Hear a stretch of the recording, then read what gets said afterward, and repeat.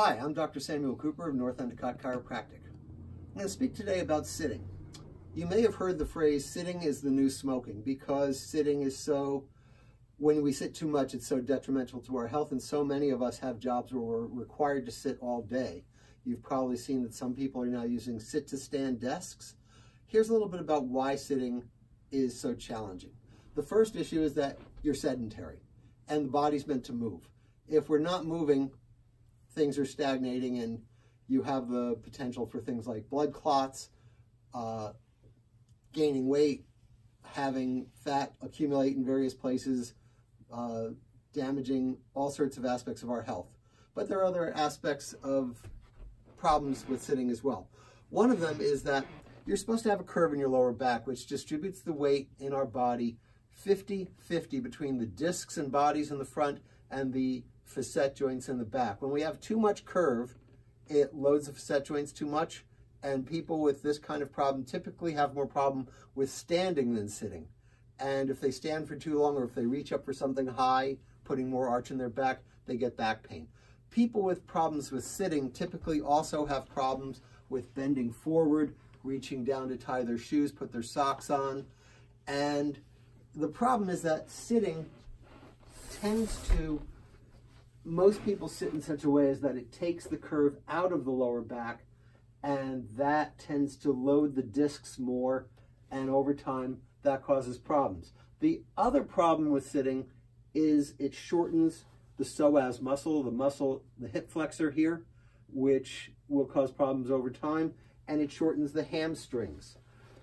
Some people have advocated a solution to the sitting problem of using a chair like this. This is a kneeling chair. It's backless, and it tends to tip the sacrum down, which tends to put more curve in the lower back. It lessens the degree of shortening of the psoas muscle, and all of these things are very good for most people's backs.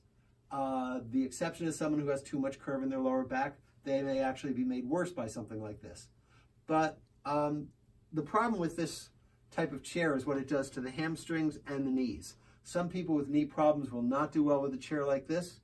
This one is actually reupholstered to have an extra firm foam so that my knee is never going to hit the wood. But even so, the hamstring, if you look, hamstring is shortened to 90 degrees here, the knee joint. Here, the knee joint is gone all the way to about 120, 130 degrees from or down to about 30 or 40 degrees from the 180. And that means that your hamstring is really shortened a lot. Anyone who uses this type of chair on a regular basis should be doing a lot of hamstring stretching before and after in order to take away from the damaging effects of this type of chair.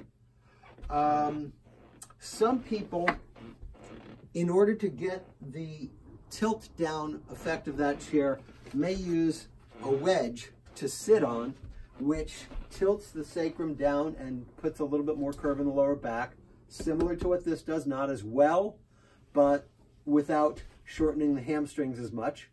And some people will use either some sort of a fulcrum in their lower back to support the curve.